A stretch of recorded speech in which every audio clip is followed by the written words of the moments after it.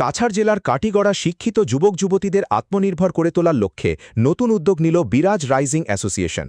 আগামী 3 আগস্ট থেকে শুরু হতে চলেছে বিরাজ রাইজিং ডিফেন্স ক্যারিয়ার ইনস্টিটিউট, যেখানে শারীরিক প্রশিক্ষণের পাশাপাশি এবার দেওয়া হবে প্রতিযোগিতামূলক লিখিত পরীক্ষারও বিশেষ প্রশিক্ষণ।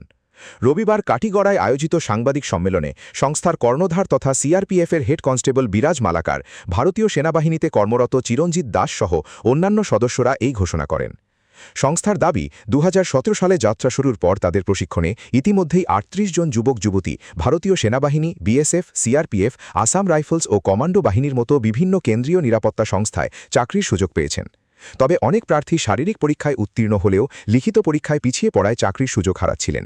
সেই অভিজ্ঞতা থেকেই এই নতুন উদ্যোগ। নতুন ইনস্টিটিউটে 6 মাসের বিশেষ কোর্সের নিয়মিত ক্লাস, মক টেস্ট, প্রশ্নপত্র অনুশীলন ও অভিজ্ঞ প্রশিক্ষকদের দিক নির্দেশনার পাশাপাশি শারীরিক প্রশিক্ষণও চলবে। সংস্থার আশা, এই উদ্যোগ কাটিগড়া ও বৃহত্তর বরাক উপত্যকার আরও বেশি সংখ্যক যুবক যুবতীকে প্রতিরক্ষা ও কেন্দ্রীয় নিরাপত্তা বাহিনীতে যোগদানের স্বপ্ন পূরণে সহায়তা করবে। কাটিগড়া থেকে সমীন্দ্র পালের প্রতিবেদন। আমার নাম বিরাজ মালাকার, আমি সিআরপিতে চাকরি করি।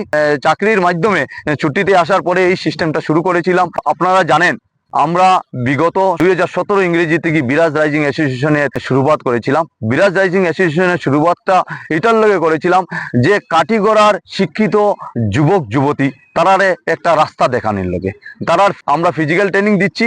ফিজিক্যাল বা রিটেন ট্রেনিং এর মাধ্যমে তারারে সরকারি নিজের পায়ে নিজে খাড়া হওয়ার জন্য আমরা এই পদক্ষেপটা নিয়েছিলাম।